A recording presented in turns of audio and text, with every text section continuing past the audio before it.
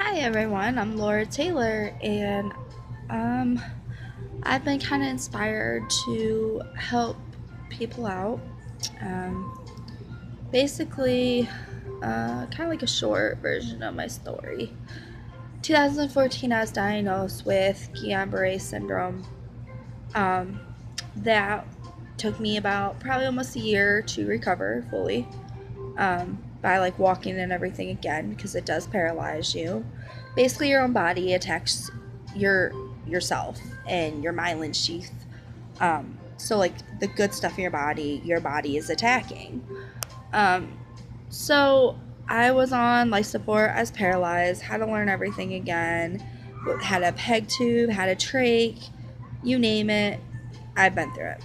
Um, so probably like 2015, I ended up pregnant with my second son. And the first time actually when I got Guillain-Barré, my son was 4 months old when I was diagnosed.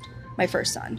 So I got pregnant with my second son in 2015, and I actually thought I just had a flare up, and so I got sent to SARE, and that's the place I was at in the beginning when I was diagnosed with Guillain-Barré. But they said, it's just a flare up. They thought I had a stroke. My pupils were different. Um, so I was there for maybe probably like 2 weeks. I ended up coming back home. I noticed my muscle weakness was really increasing. I was just, wow, more tired, more fatigued, wasn't as strong as I was. And I couldn't figure it out. Because, like, to me, I'm like, okay, this is just basically a flare up, and why is this still happening?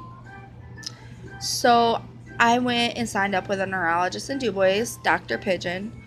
I seen him maybe twice. He didn't do any tests, nothing, and he went on his merry way to somewhere else. And then I switched to Dr. Palatna. Okay, so I had my son 2016, my second son, and um, you know, I did, all right, except like when he was like probably about 3 or 4 months old, I ended up with the flare up, and that's when all this happened again. Um, I came home, did everything for him, and I felt okay, but I was like, what's going on pretty much with me. I knew something was wrong.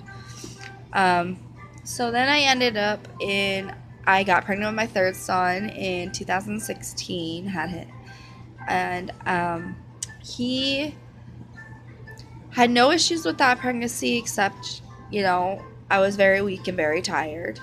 So I didn't really think much of it from being pregnant my third time around. Mind you, also I had 3 C-sections with all 3 of my boys.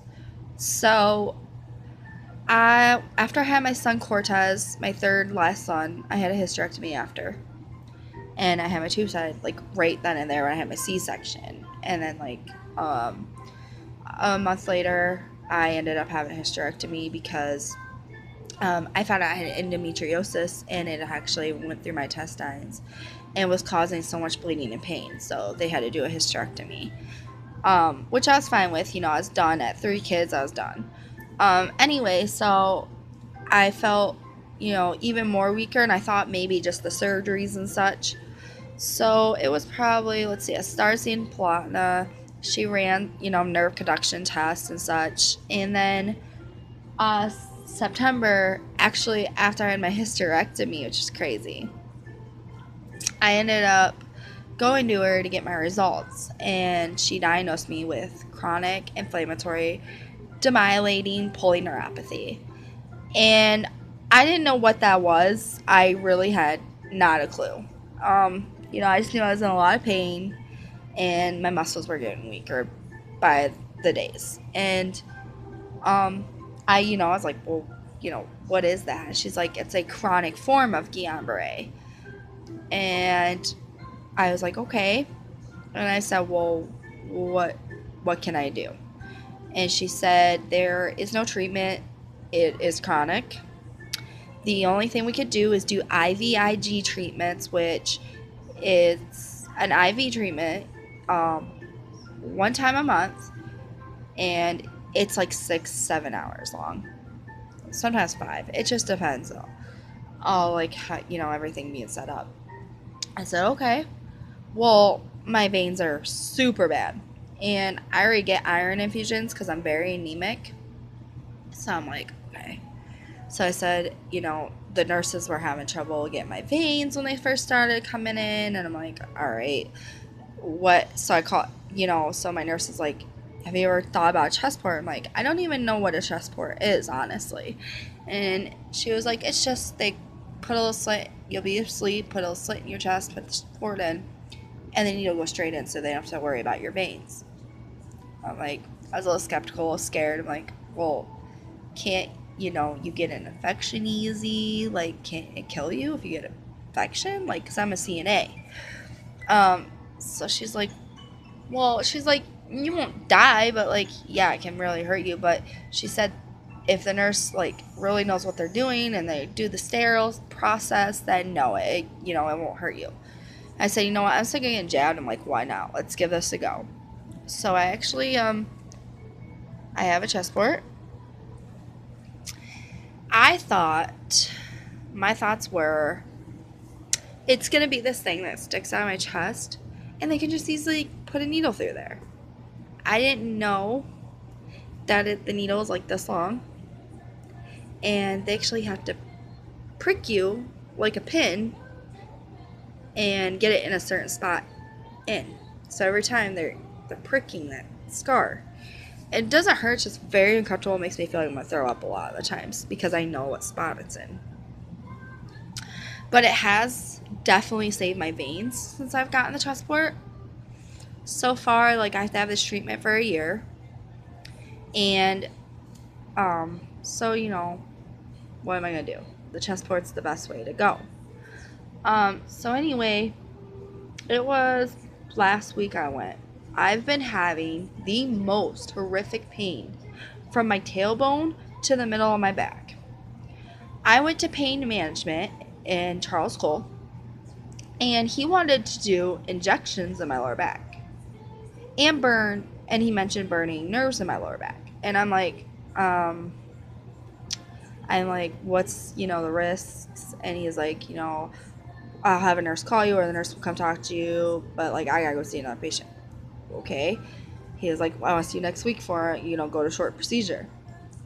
I did my own research, thank God, because no nurse ever called me. And the truth of it was, if they do one thing wrong, I could be paralyzed the rest of my life. I said no. I called and said, I'm not having that procedure. I said, I'll deal with the pain.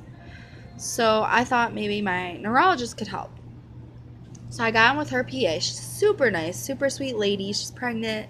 I just love her. She's super sweet. Very understanding. I cried. I said, I've been dealing with this since 2014. I don't know what to do. The pain is too much. I have 3 little boys that need me, and I don't even want to get out of bed half the time. I said, is there any way maybe my treatment needs upped? I said, I don't know. So she went, talked to Palatna, came back in. She said, here's what we're going to do. We're going to up, I am on a depression med called amitriptyline. We're going to up that from 25 to 50. Saying, it might help pain. They've studied it, that depression meds can help pain. Haven't tried it yet. I got to go down and get my meds. I'm really bad at that, but I got to do that. Anyway, so I'm like, okay. And then the big boom comes. We're doing one time a month because this is a trial for a year. There's no guarantee that this is going to slow the progress of my disease. There is no guarantee this is even going to work. Basically, it's like a trial. It's like chemo, it's a trial. It either works or it doesn't. After a year, they're going to perform some more tests to see what my nerve conduction test is like, all that good stuff. And based on that, we'll go if it needs upped. They'll up it like that, or if I'm good and if it needs down. I don't know. But she said basically, you are probably going to be on treatments the rest of your life. It is super rare to get Guillain-Barré with CIDP. My heart sank. And I said, you know what? A lot of people, I didn't cry to anyone but my boyfriend. I came home and cried to my boyfriend. Because I said, well, what can I do? Well, like, is there something else I can do? Like, what else can I do to help my pain? I really want to, conquer things and overcome this. And she said, would you be willing to use a walker or cane? I'm like, I have a walker. I'm not using a walker at 26 years old. I said, a cane? Fine. I will use a cane. She thinks it might help. So I said, okay, I'll use a cane. I still got to pick that up as well. I got the prescription for it. And I figured 27 years old, use a cane. I can go get some cool duct tape and deck it out. Whatever. It's not a big deal. People stare. I get stares because I charcoal all the time. This isn't going to matter be any less different. So anyway, I came home to my boyfriend and cried because I asked her one question. I said, I need to know. I said, I have 3 kids in my life. I said, I need to know this. Is this basically terminal? And she said, a lot of people do consider CIDP terminal.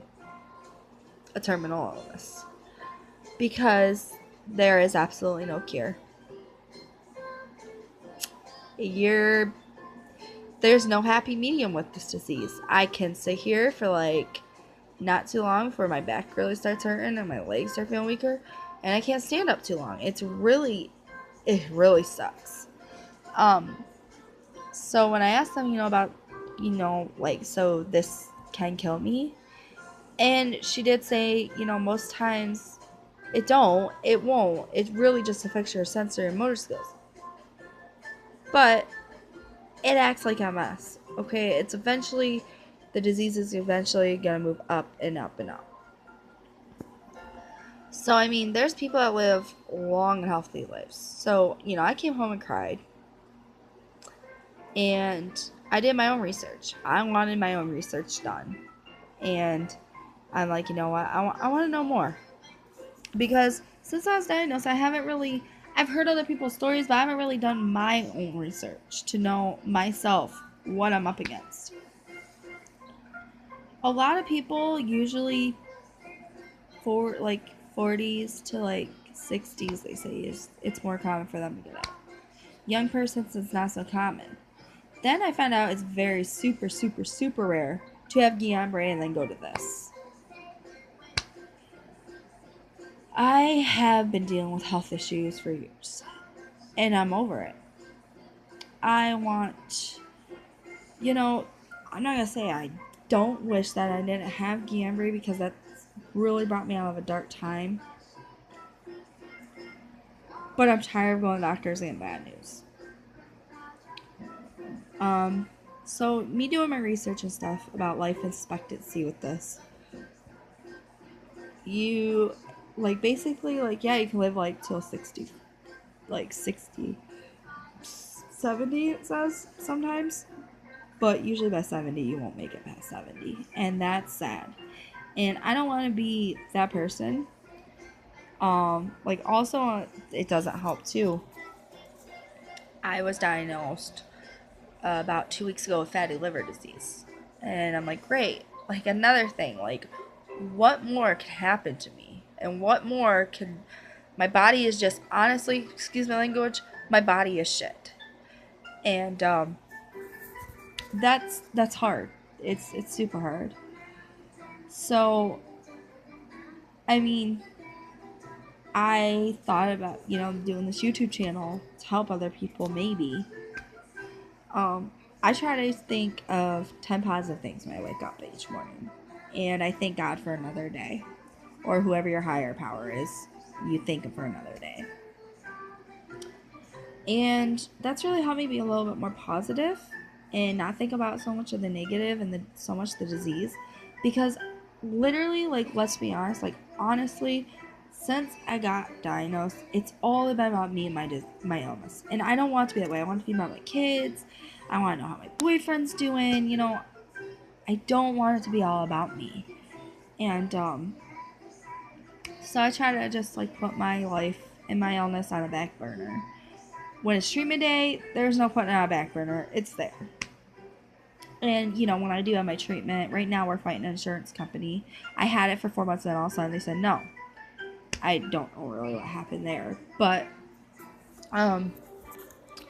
basically, like, I do, like, take pictures of my treatment because I think people need to, the reality of I look like a normal, healthy person, but behind the covers, behind the curtain, I'm not.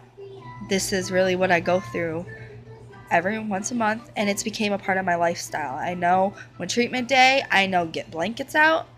I know to get my Benadryl ready. I get a hold of my nurse. She's wonderful. Like, hey, you know, what time are you coming? Because you have to take your Benadryl prior, like an hour prior. I think it's like an hour or two prior. Hour, I think.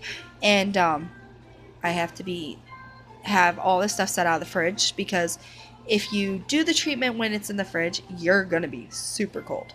So if you set the stuff out for a couple hours before she comes, it's warmed up and you're not going to feel as cold.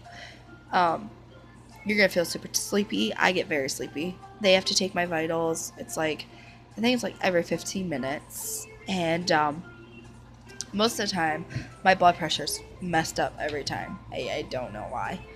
I don't really idea why. But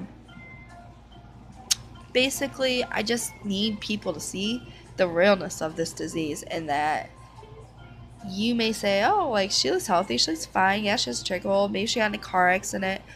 You have no idea what I'm going through on a freaking daily basis with the pain I'm raising 2 little children. Because yes, I have 3, but when I got diagnosed with Guillain-Barré and all that happened, I was in a coma. My aunt got him. Like, I gave him to my aunt because that's who he bonded with as an infant. He knows I'm mommy. He knows, and I love that. It's just, it was better for him. That's where he was most comfortable. So I let my child go with my aunt. I see him still. He's a few blocks down. It's fine. I don't care. Like, I do care, but I don't. Like, it's the best thing for him. So I raised 2 little ones. I raised a almost 2-year-old and an almost 1-year-old. They are 11 months apart. So with the chronic pain, it's hell every day. I fight through for my kids. With the fatty liver disease, I have to be on a special diet. I've been doing really well with that as well, so that's great.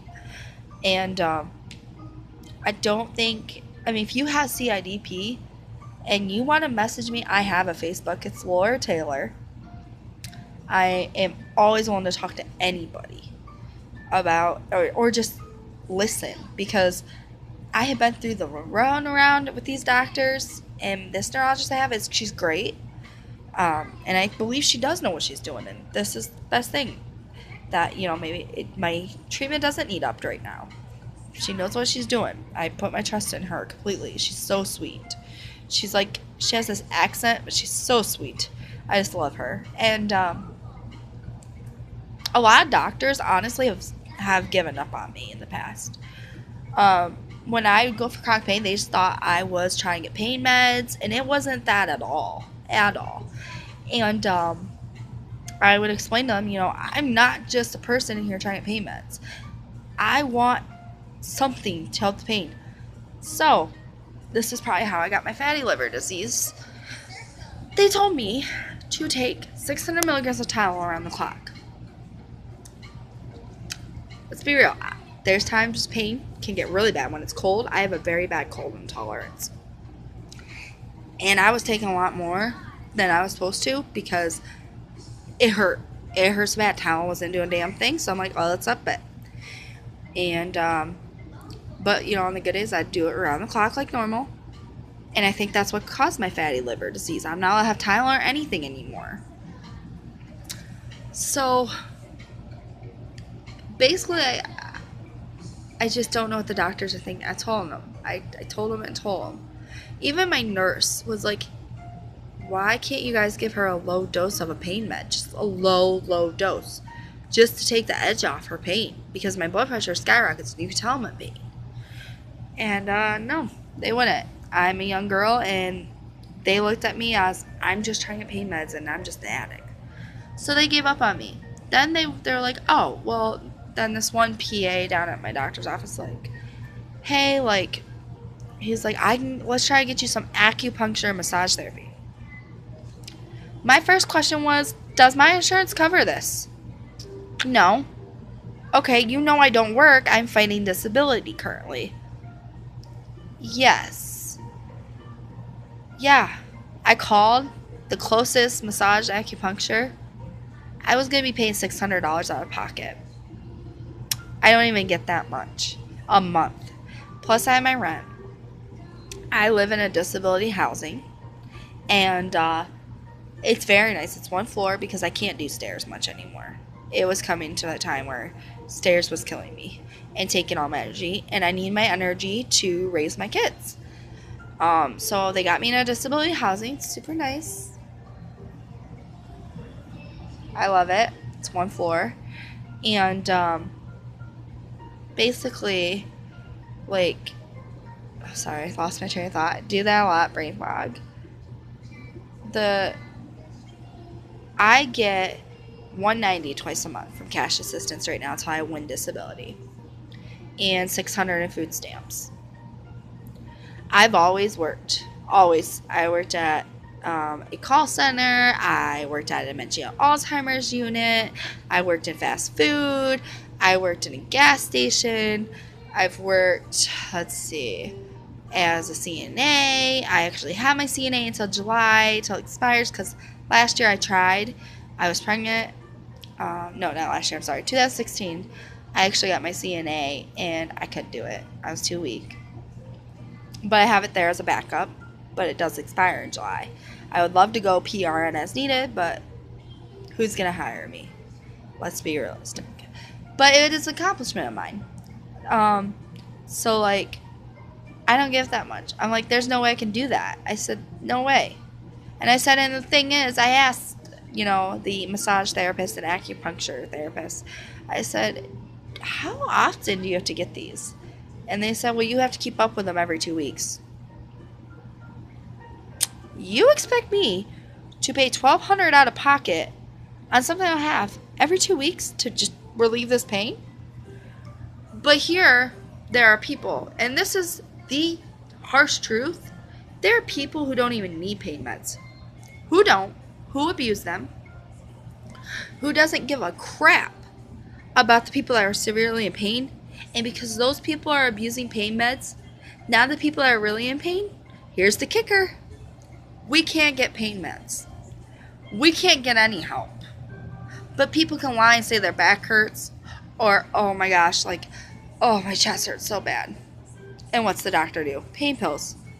But the messed up reality is, us people that are really severely in pain get no help. And it is so freaking sad. I know people, like, not saying names, I know people, not that people around the world would know their names anyway, that do abuse pain pills. And I'm like, I get mad. I get so mad because it's like, really? Like, here I am in pain and you're doing that in front of me? It's like, how dare you? Like, I need that. So, like, let's be honest. I've tried marijuana. It helped. I was drug tested and it was that of my treatment. Said, great. Said, alright, well, my treatment. So now I'm back to square one with nothing. And it sucks. And every day I figured I would take you a little bit of my journey. And I'll take my journey and put it on YouTube. I gotta figure out YouTube because I don't know a little bit about it yet. But I want to take people on my journey with me and show you kind of what my daily life is like. Especially on treatment, we'll record it, whatever. So, yeah. Yeah, that's my story.